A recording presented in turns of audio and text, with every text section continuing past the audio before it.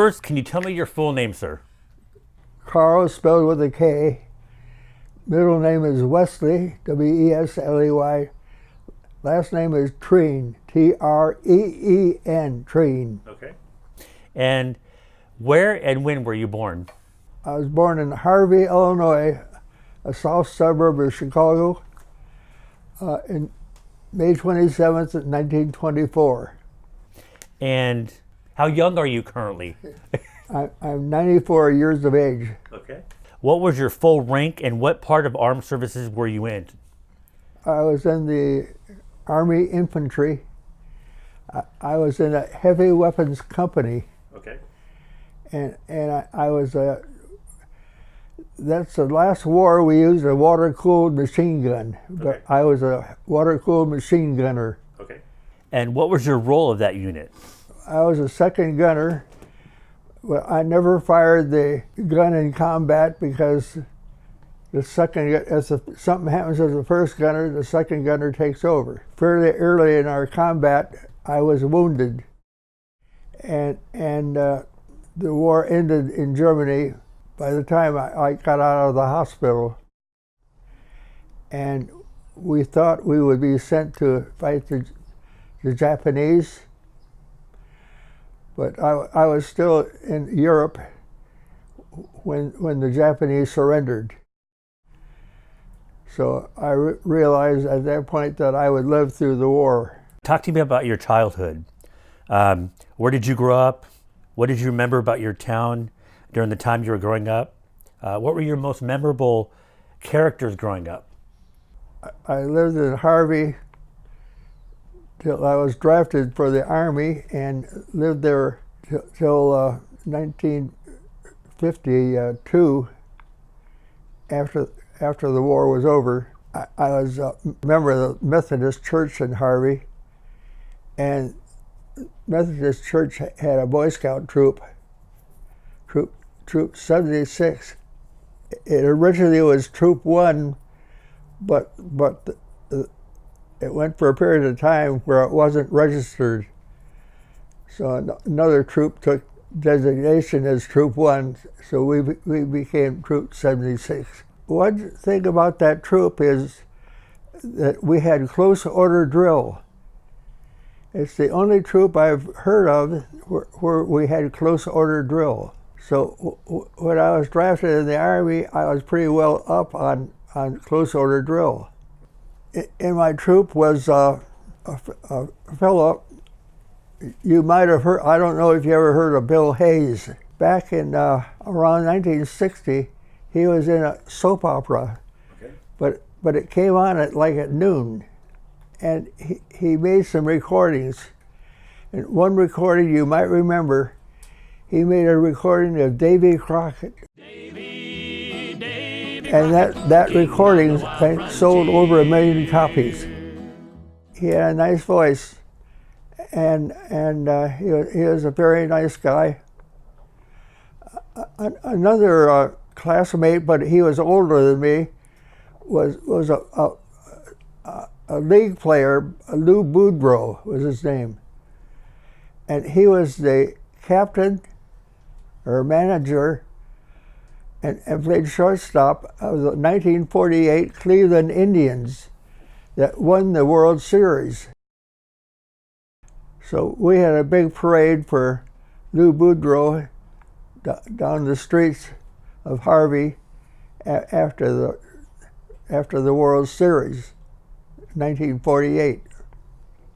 It was a pretty nice place to grow up. It had a Central Park. It had a kind of a swimming pool and a steel and a concrete building next to it.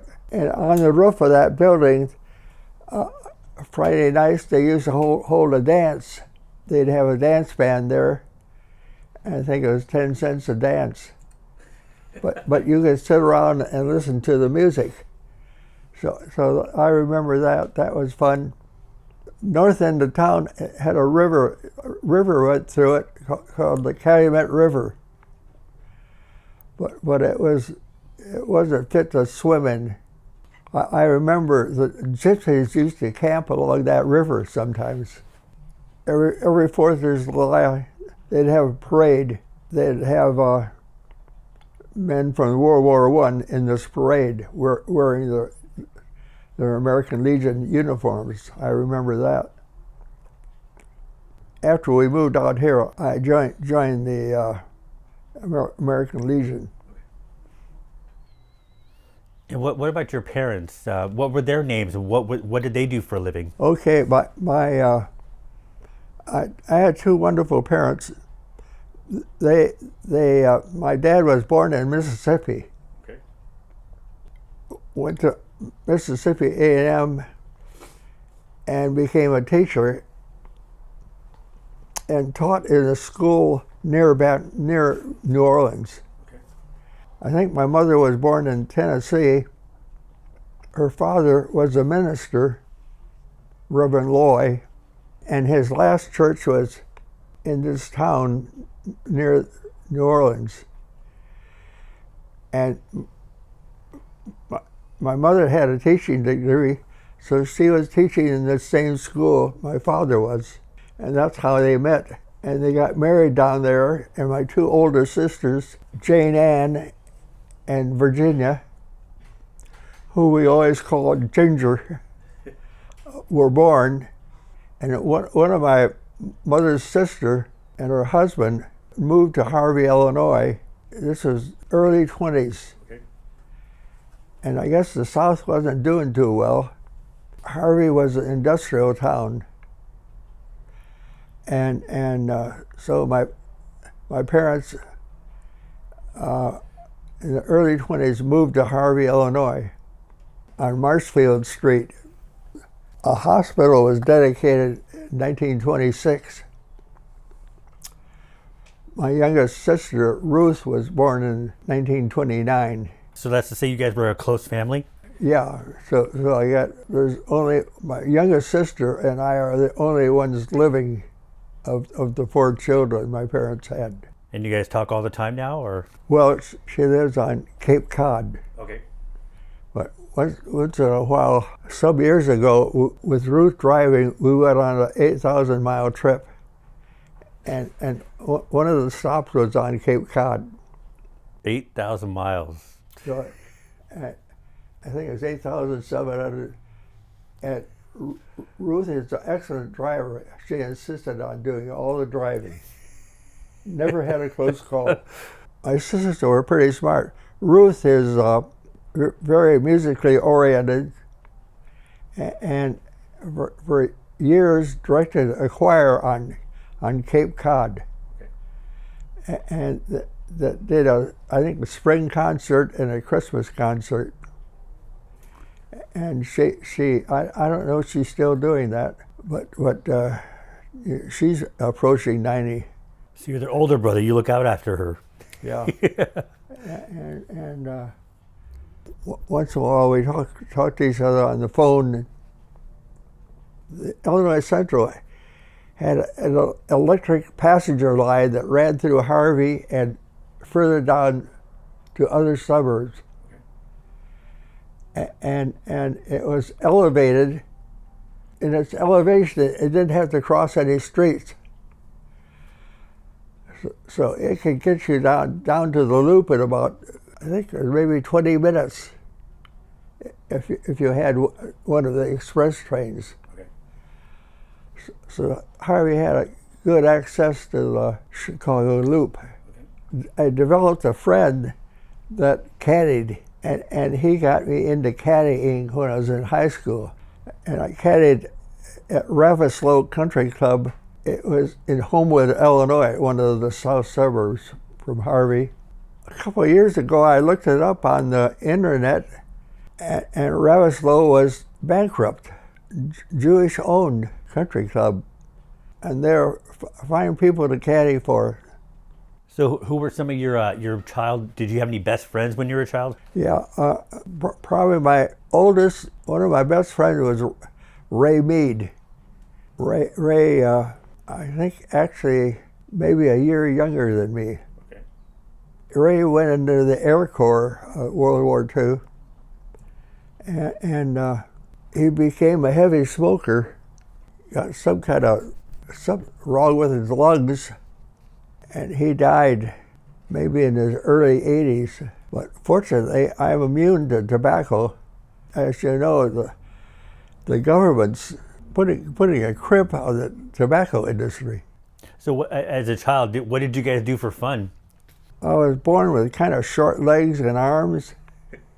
School sports, I could never make the team, but I played some softball and played some of the neighborhood games. Okay.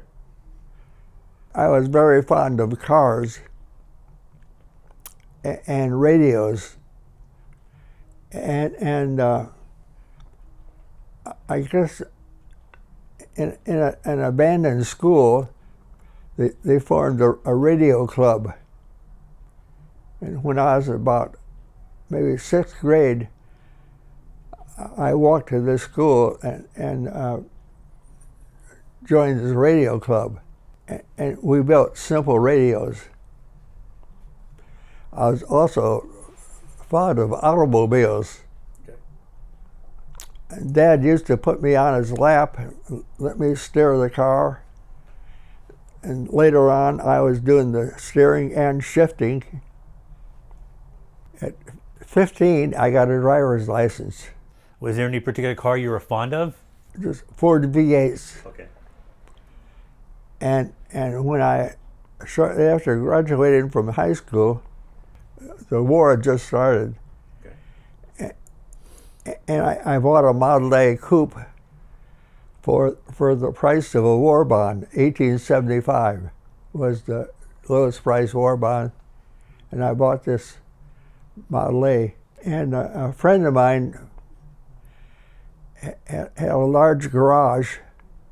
His mother's first husband was a contractor. It was in a residential neighborhood, but it had about a 5-car garage. So when I was in the service, they let me keep my car in the garage. So I always remember when I got out of the Army, I was walking down the main street of Harvey. Here comes my Model A. Because a school friend where I kept it charged up the battery and everything and bought a good radiator for it. I owed him $25. That was a steal. So I got my car back after the war. But cars were getting expensive because they didn't make them all during the war. Right. When I was in high school, one of the classes we had was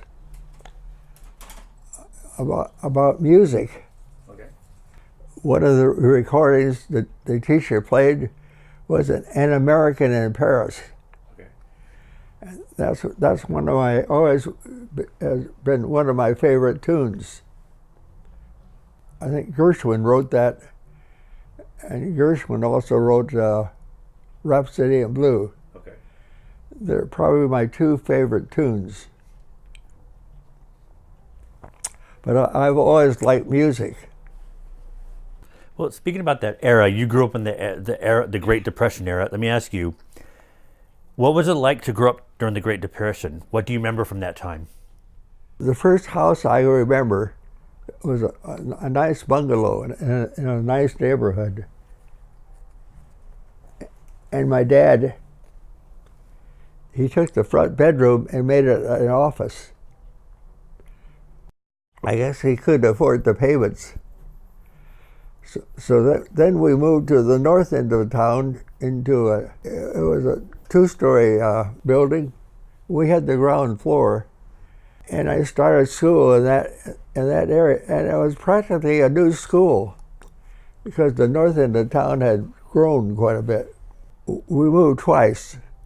The second house we moved into was during the Depression. Some homes were started and not finished. And Dad found this home. It was just in the next box from this school. And we lived there a couple of years. The only expense was making it livable. So my dad was pretty handy and brought his father up, my grandfather Treen. who had homesteaded in Mississippi. So he was a northerner. So between my grandfather and my father, we lived in this house 2 or 3 years. We called it the Dream Bungalow. And one thing you could tell about this house, it was a brick house, but they took bricks and broke them in half and put some of the bricks in there endways. So the part sticking out was black. Okay. I've never seen another house like that. This house has a characteristic. It has a wide overhang. This whole tract was built with wide overhang. And just look around and see if you can find any homes anywhere where it has a wide overhang, you know, around the house. One of the things I like about this house is the wide overhang. As I think back, I really enjoyed going to school, and one of the things about Thornton, they built an addition onto it of industrial arts, and I took the industrial arts. So I had half a semester of woodwork, half a semester of electrician, half a semester of automobiles. My senior year, I took a whole course in auto mechanics. So I learned how ignition worked and so forth. In fact, I was in a group of 3 guys, and we had an engine on a stand. And to get an A in this course, we took the engine all apart, put it back together, hooked a battery to it, and started it. And the engine hit on all cylinders. We didn't run it very long because it didn't have water in it. Okay. But that got me a good grade in auto mechanics.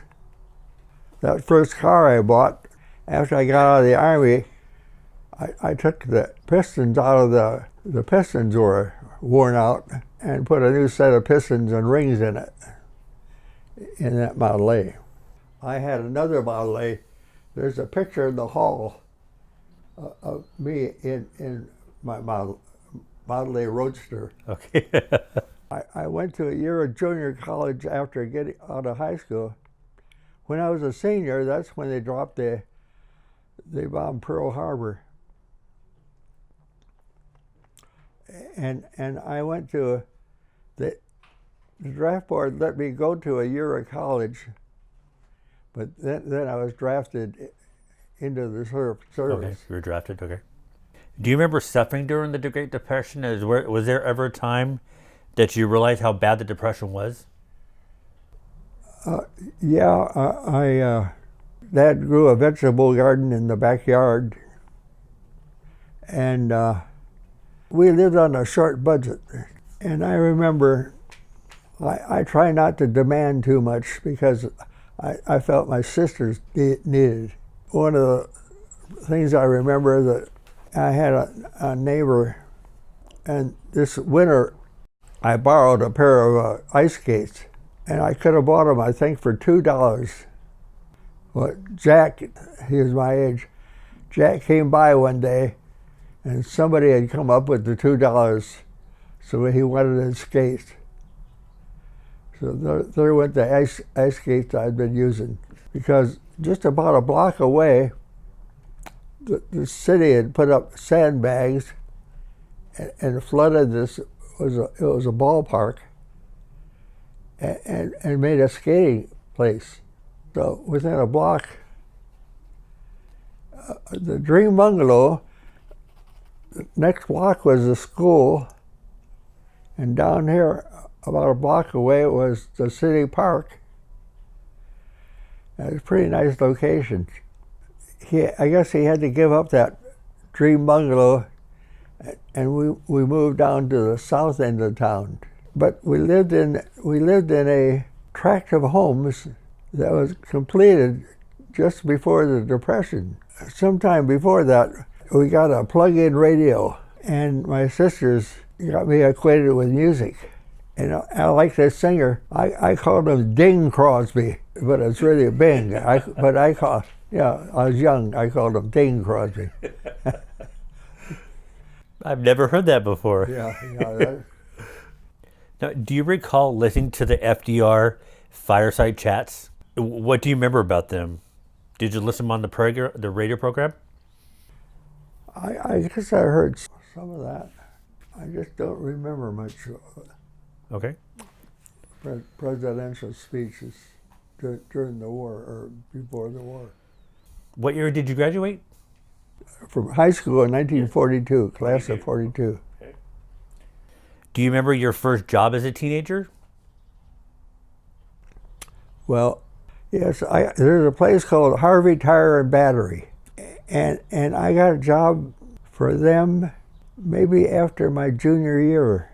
However, when the war started, they couldn't get tires, they couldn't get batteries. They also sold radios and bicycles. I remember I got Ruth a bicycle because we couldn't get any more. So I bought her maybe the last lady's bike we had. One of the factories it had in the north end of town was called English Shepherds. And what they used to do is take a bar of metal, heat it, and then drop forge it into a crankshaft. And you could hear this all over town. This bang, bang, bang. It's kind of loud. Yeah, it made a big noise. And however, I don't know, during or after the war, they went out of business. Another company that was well known was Buda, B-U-D-A, Buda. And they made diesel engines. And I can remember, like in 1935, we went down to visit relatives in Louisiana, and I saw an oil well with a Buda engine running the pump. Oh. Another thing I remember is a building near the Illinois Central tracks that said Harvey Motor Truck Company. And I can remember in a some kind of function, a parade or something, after the war, I saw a Harvey motor truck, one that still ran. But that's the only one I remember seeing. Harvey did a lot of manufacturing. One of the companies was Perfection Gear. They made gears. I used to come home from school and listen to the radio. Who were your favorite artists? Who was your favorite groups back then? Kay Kaiser had a program. This is back in the 30s. Did you have any particular singers that you liked? Hard to remember names. Okay. Now, another question is, did you have a girlfriend when you were going through your teenage years? What did you guys do for fun? What did you guys do for date night? Well, I had a habit of having a crush on a girl. I had no choice, no chance. I'll always remember, maybe I was in first or second grade, and we were playing hide and seek. And this girl and I ended up in this house. She said, "Would you kiss me?" So that was the first I kissed her. Then you ran away, right? No. You know, at that age, nothing came of it.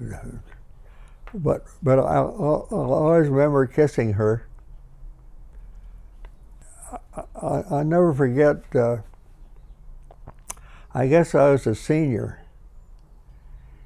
And I looked back down the aisle, and there's this girl seated there, and I thought she had the prettiest face I'd ever seen.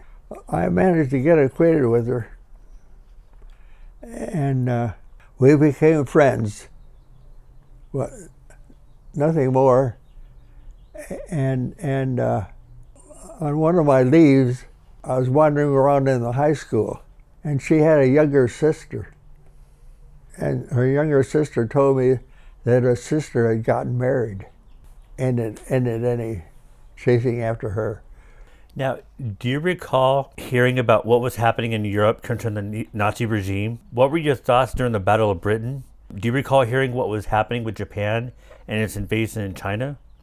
Did any of this, did all this make mainstream news? Oh yes, the I'll never forget when I think my mother told me to listen to the radio when they bombed Pearl Harbor. So you were listening to that when FDR made the announcement? I guess so. I wanted to be up on all the news, the war news. Right. I'll never forget when the John Dillinger's, the Lindbergh baby was kept, and they found John Dillinger was tried for it. I'll never forget, I guess it was news at the theater. He said, "I'm entering as an innocent man." Dillinger said that. I saw that on the newsreel. Because of the Depression, I didn't go to as many movies as I wanted to. So let me ask you, you said you were drafted. Do you recall the date you were drafted? July of '43. Okay. And did you also have friends that joined the service as well? Oh, yes. Or were they also drafted as well? Some volunteered and some were drafted. What do you recall about the patriotism in the United States following Pearl Harbor? Everybody was upset. At that point in school, we studied about when we split off from England. And I wasn't very friendly with England. But when the Germans started bombing England, my heart changed. After all, the name Treen came from England, it's an English name. Some guy lived by a particular tree, and they named him Treen. That's how it started. And I loved that job I had at Harvey Tire Battery. And the war closed up Harvey Tire Battery. They couldn't get anything to sell. Well, you said you were drafted. Obviously, you said you went to the Army. What were your thoughts on the branch that they assigned to you? I was nutty about airplanes. Okay. And the Air Corps was part of the Army. In 1947, the flying made it Air Force. It's like a separate branch. Anything about World War prior to 1947, they just call it Air Force. Once I heard them say Army Air Force, but it was Army Air Corps. I'll tell you the whole story. This is another girl I had a crush on, but the guy that was making time with her enlisted in the Navy. For some reason, that turned me against the Navy. Did you have a grudge against the Navy, or was it a person? but I was nutty about airplanes. Okay.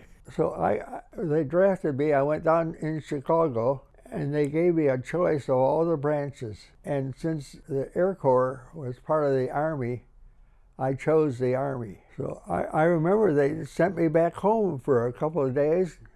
I came back to take a test. And there's a test where you have to line up these two things. It's a depth perception test. And I failed that test. Okay. I end up at Camp Walter's infantry camp, Texas, in July. And I can't tell you how hot it was. The only thing good, divided into platoons, Lieutenant was our platoon leader, had been at Pearl Harbor. This Camp Walters is at Mineral Wells, Texas. And I remember my mother listening to the radio, hearing these commercials of crazy water crystals from Mineral Wells, Texas. So here I end up at Mineral Wells, Texas. Camp Walters at Mineral Wells, Texas. And the ground there was almost like clay and hardened by the sun. A new thing they're trying to teach us is while you're laying there, digging a slit trench. You know, we had a little shovel that you could make a pick out of it. So we're supposed to make a slit trench next to us. I tried to dig a slit trench in that soil. I could get it down maybe an inch. The word, okay, fill it in, they're going to do something else. Also, they were still afraid of gas. And we had like a long garage, and we put on a gas mask and go through this garage that was full of gas. To breathe with this on, it took extra effort. You're breathing through a filter, and you work up a sweat breathing, and it's like 90 in the shade. If you were not drafted, is this something you thought about? Would you have volunteered to serve if you were not have drafted? I was just kind of anti-war. Okay. And after I end up in the infantry, then I says, Carl, you should have enlisted in the Air Corps. Because my friend Ray Mead, he enlisted in the Air Corps and stayed in the Air Corps. While I'm at Camp Walters, a notice came up on the bulletin board that you could transfer to the Air Corps. Boy, I went right into and signed up for it. Sure enough, they sent me to Shepherd Fields, Mineral Wells, Texas. And I spent Christmas there. I spent 5-6 months, and they gave me that test again. I failed it. But they said, but you comply as a machine gunner, airplane machine gunner. Right. And we took some lessons in aircraft recognition. But we never got our hands on a gun. They issued us an Enfield rifle, and we did some infantry type drilling. And I remember they had a guy up on the platform and leading us in exercises. And we'd be all around them doing these different exercises, which was kind of fun. The word came, we're going back where we came from. So I ended up in the 86th Division in Louisiana, in the jungles of Louisiana. Boy, I'll remember one of our campsites apparently was near a watermelon patch. We're taking a break, and somebody had went to the farmer and bought some watermelons. They gave me a nice big piece of watermelon. Boy, that was delicious. That was a treat. But we were trained to fight the Japanese. Okay. Well, comes the fall of, I guess, 44. They send us to Camp San Luis Obispo, and we get on ships and down rope ladders in the landing craft. They're training us to fight on these islands. They're trying to take these islands off of Japan. Okay.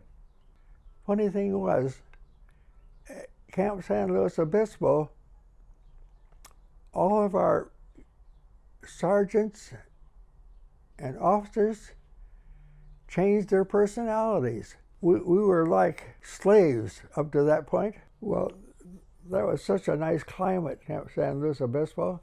California, I don't know what, I'll never forget that it almost became fun being in the Army. California weather is not Louisiana weather. And I go into town, and you go in a restaurant or a bar, and they had what they called, I think they called it automatic hostess. You drop a nickel or quarter into this jukebox, and you hear a voice. What would you like to hear? Well, all of these jukeboxes went to a central place. They had about every record ever made. Any Bunny Goodman, you name it. And boy, I just used to love going in these places and getting records I hadn't heard in a long time. Any record I could think of was there.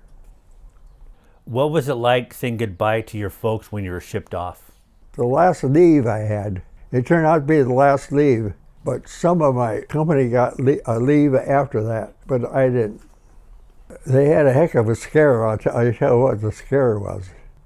But came the Battle of the Bulge, they figured they underestimated the German army. Did you hear about that famous word? No. I can't think of the name of the town. We were kind of forced into this town in Belgium. And the Germans sent a messenger in. Give a guy a white flag, and he could carry a message through the lines. The message, the return he wanted was that we would surrender. He sent a one-word message. Nuts. And that was famous, that word nuts. As you know, we beat the Germans back. But our armed forces decided we needed more troops in Germany, so they changed their idea of sending us to fight the Japanese. We went all the way across the country and got on a ship and landed in France. It was interesting. We got on the ship. Every ship has a nameplate, right, and this ship was made in Germany. Oh. We go across to fight the Germans on a German ship. This ship was carrying merchandise, and we captured it off of South America, and made it into a troop transport. And we're going over in February, and the sea is kind of choppy. I'm one of the few people that didn't get seasick. Because I spent all the time I could up on deck. And but we landed in France. We're finally advancing into Germany, and you probably heard of the Remagen Bridge. Right. Well, when we got to the Remagen Bridge, the steel bridge was down, but the engineers had put a pontoon bridge across. So we went across on the pontoon bridge, and we kept advancing into Germany. I'll never forget one little village we were going through, and this two-story little house had an apartment kind of overhanging the walk. And there's a guy up there playing the accordion during the war. He's up there playing the accordion. He's the only one I saw making music in the whole time. So I'll never forget that. You went from Louisiana to San Luis Obispo, love California. Going back to your basic training, take me to a typical day in your basic training. How often would you march? Close order drill wasn't a big thing, except I'll never forget we had an assembly of our whole regiment. I don't know if it was the whole division, but the division's broken up into, I think, 3 regiments. And we're all standing in squads, platoons, companies, regiments, you know. I'll never forget that. It starts with the attendance. When you come to proper time, you shout or something.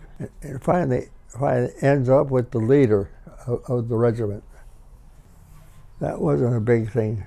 So what type of weapons did you shoot when you were in basic?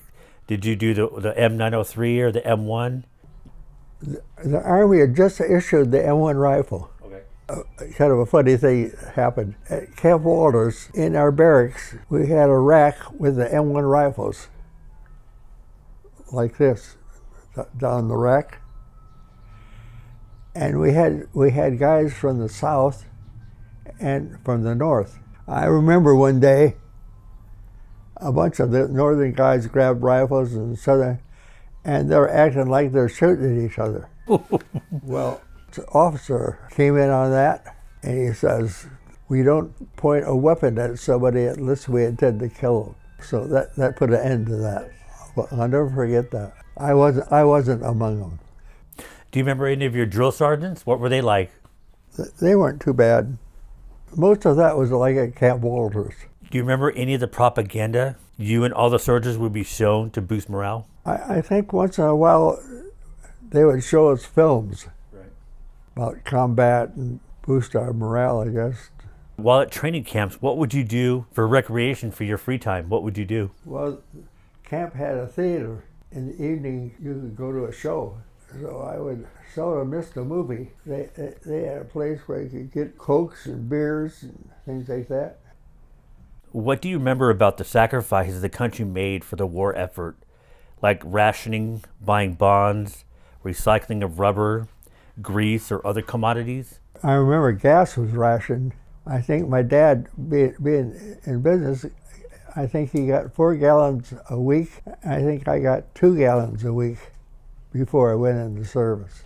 Do you recall any segregation in the Army?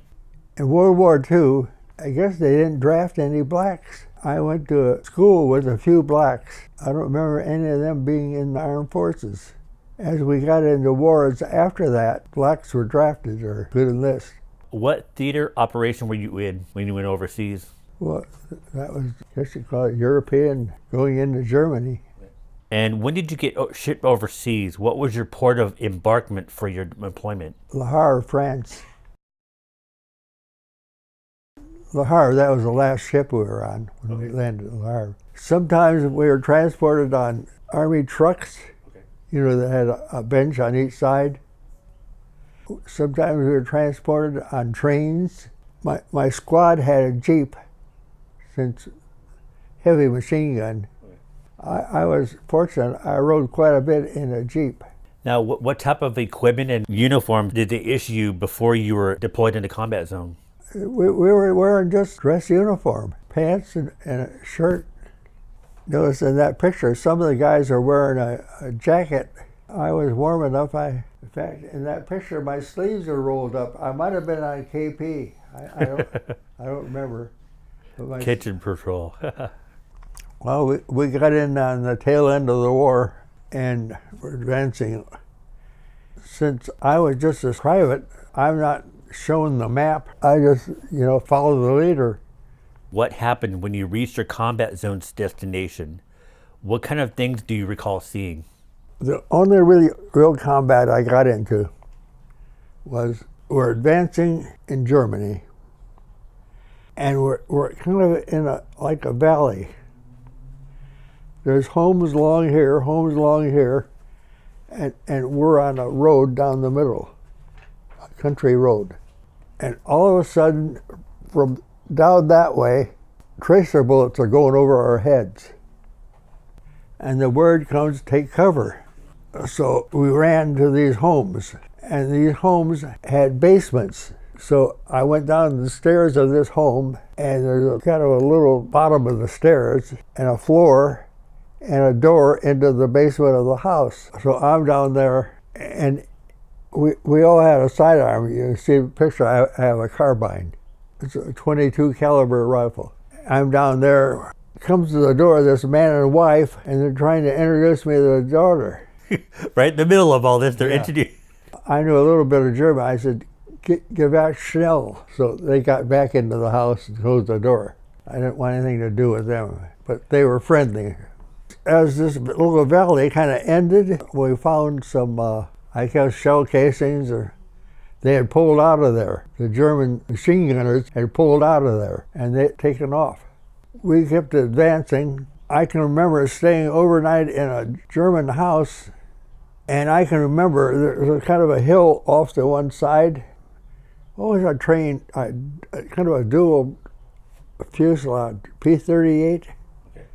I think P-38s were over there strafing, not all that far away. But, of course, we kept it dark in this house. I remember I spent the night in that house, but we advanced down this road, and you always watch where you are. We're going down this road, and it goes like this on one side, and like that on the other side, so it has perfect drainage. There's no ditch. Now you always want to locate where a ditch is to take cover. No ditch. So where'd you guys take cover? Can't. So anyway, on top of that, way over to the right, now at reunions, I've never run into anybody that saw this, but way out there to the right, it's pretty much level ground. I see shells dropping. I don't know, it might have been a mile away. Shells are dropping. And then one drops. It's about where that cabinet is. And I get wounded here. A shell fragment hits me here. Oh. And I can't describe the pain. But I hit the deck. And shells kept dropping. We're kind of going down, this is a one-lane road. I'm on this side, other guys are on that side. One guy reciting the Lord's Prayer. And I'm laying there, and the thought went through my mind, one lands on me, I'll be blown to pieces, and that's it. But they kept landing. Finally, the shells lift. So I sat up, and one of my buddies comes to me and he says, "See that picture? The guy next to me got killed. Part of his head got blown off." At that moment? Yeah. My buddy says, "Do you want to go see him?" Well, I was sitting there bleeding. I knew a little bit about first aid. I didn't want to go into shock, lose more blood. So I said, "No, I'm staying right here." Well, I heard later that one of our first aid men had gotten injured. So finally a medic came to me. I think he put a tourniquet up here and put a bandage. He cut my shirt off with some kind of, wrapped a bandage around my elbow, fixed a sling for my arm.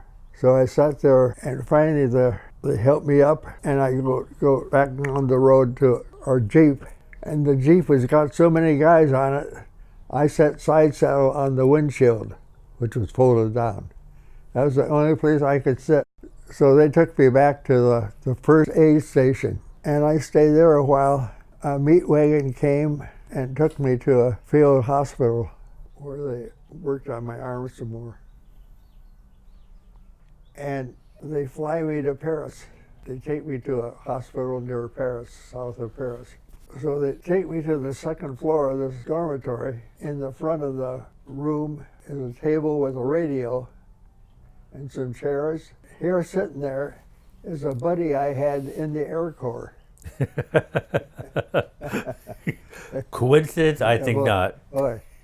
Anyway, we got a leave or two while we were there in Paris. Somewhere along the line they sewed up my elbow. And do you still feel pain today from that injury? Sometimes my shoulder hurts. I don't know if that's because of it or not. Lucky.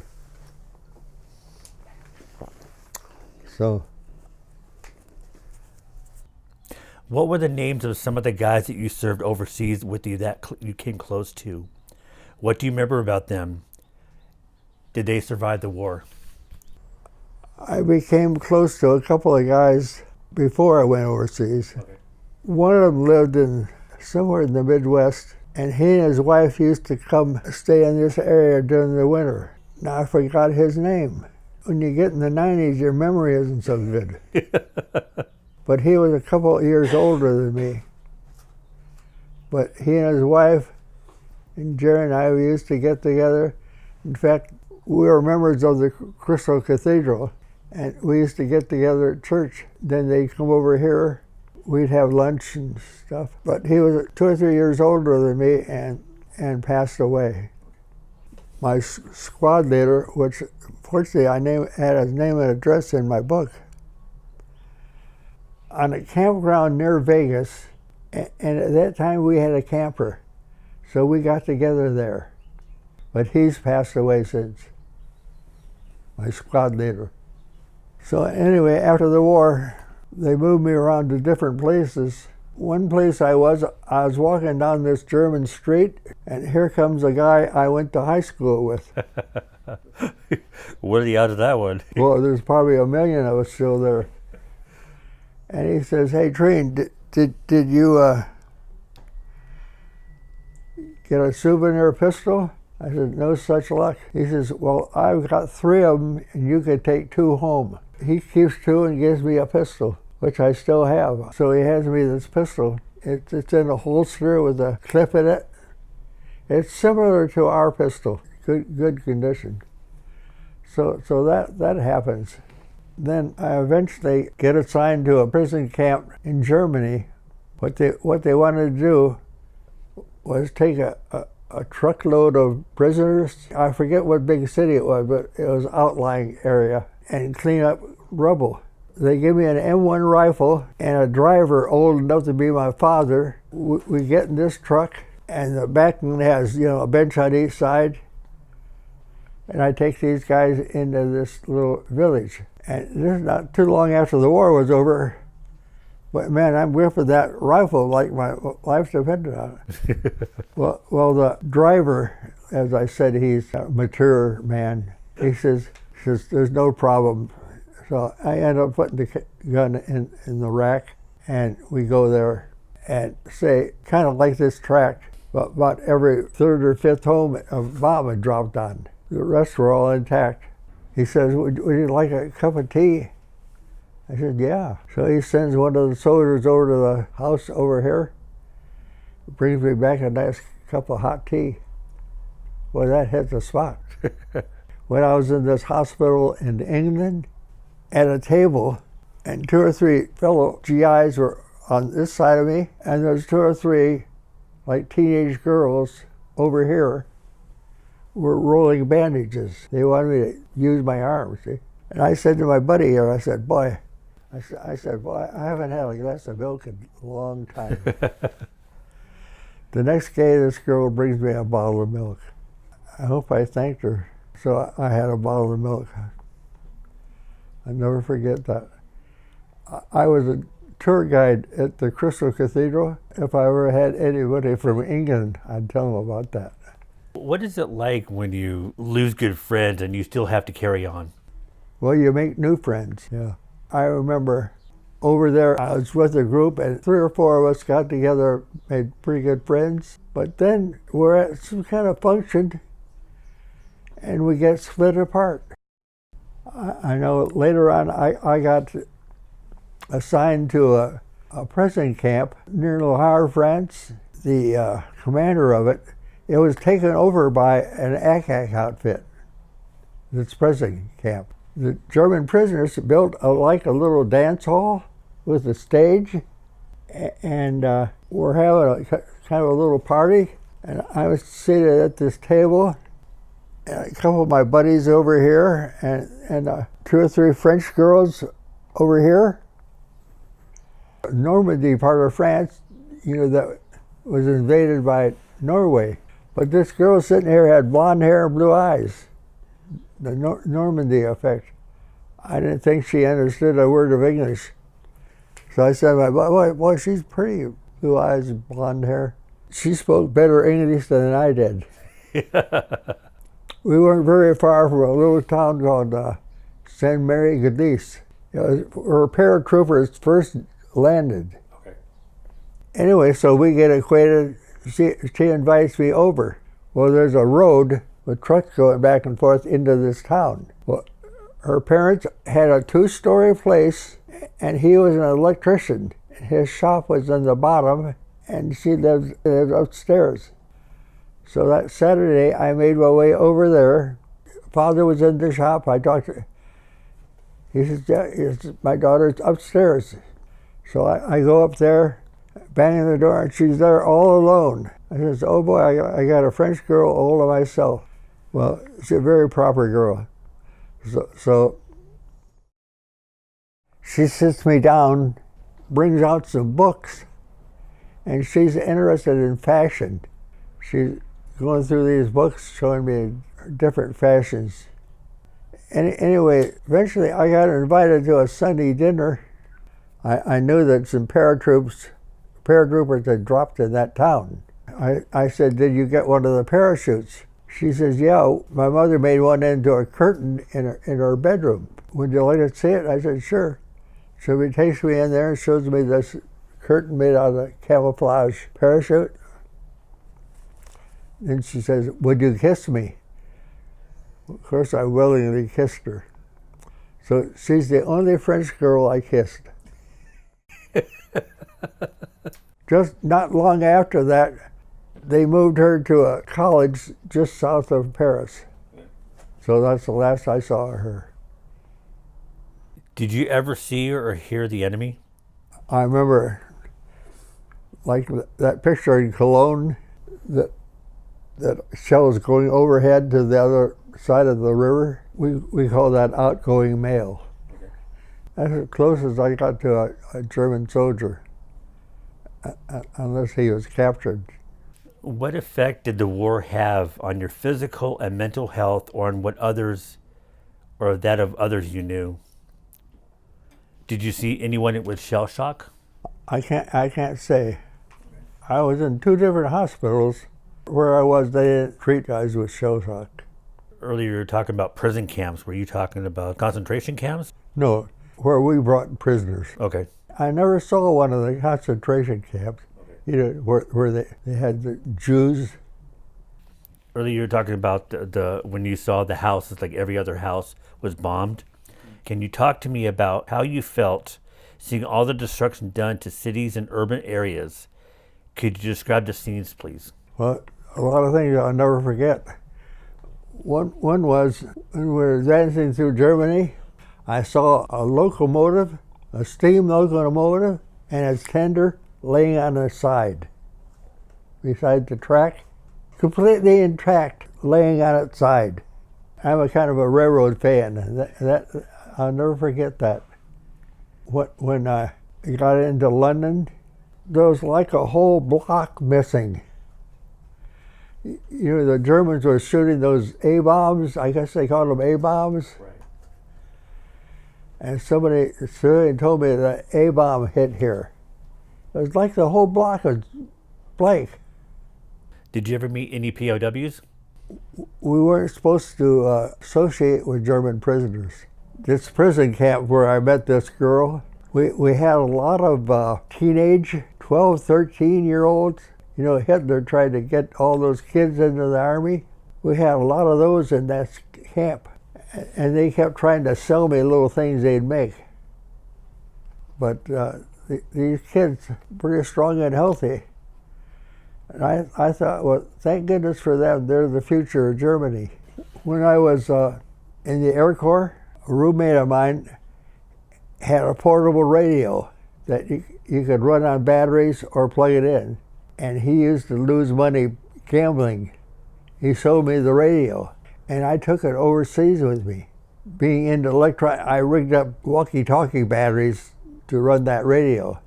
So I listened to German propaganda broadcasts. I could pick up England and stations in France. I got a lot of information through that radio. But finally, as we got further and further into Germany, we had to lighten our load just to a backpack. I had to give up the radio. So I was, in some ways, better informed than a lot of guys. At any point during the war, did you ever worry that the Allies might not win? No, I was pretty sure we were going to win. I was never afraid we weren't going to win. What was the most impressive Allied weapon of any sort that you saw? Probably artillery pieces, big artillery pieces. And what was the most impressive enemy weapon of any sort that you saw? I know I saw a bunch of 88s where they split the barrels. They were famous for that. It was an artillery piece they called the 88. I haven't said that word in a long time. Talk to me about the food in the military would serve while overseas. What consisted of a typical meal for you? That varied. We had, I guess they call it K rations, a little pouch that we carry. I remember eating pretty good. I don't remember going hungry. I always had enough to satisfy me. Did you ever attend a USO show? I attended a show. This is after the war. I spent some time in London, other places, but I remember seeing comedian show very similar to a radio show. I remember one professional show I saw. I'll tell you about one other thing.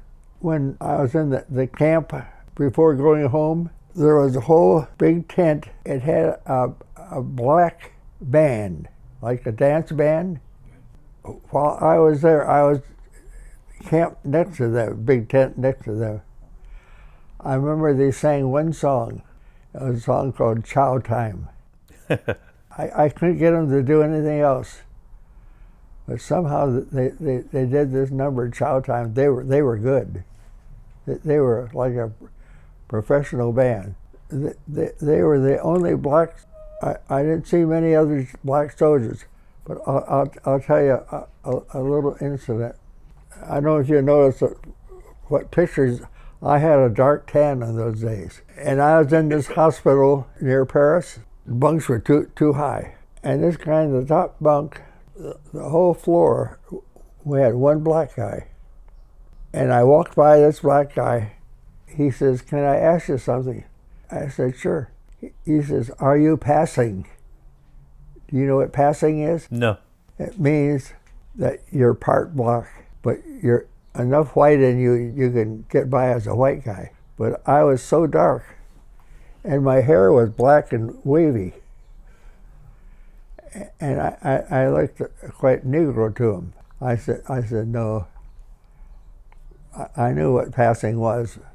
My oldest sister had black hair. She thought we had some kind of South American blood in us. My next oldest sister, Ginger, I think she had blue eyes. She was very tall and pretty. So how did you feel when the tour ended? Oh, I was ready to come home. Incidentally, when I got wounded, they had in the hospital, they had some kind of message you could send, and they would radio it home. Not far from where we lived, there was I think his name was Karl Treen. When you're injured or wounded, they send a message first. Well, Karl Treen got a message, and my folks got a message, and then later on they got a message that Karl Treen had died. So they're sweating it out, waiting for the second message about me. One day the mailman came with that message, and he announced, as he's walking up the walk, he says, "This is from Karl." My family thought that I might have met the same fate that Karl Treen did. So what were your thoughts when you heard about President Roosevelt's death? Well, I was raised a Republican. You know, I try to look at him as a good president. So where were you when the war ended? I think I was in Germany. You're in Germany? Okay. So what was the first thing you up doing when you got home?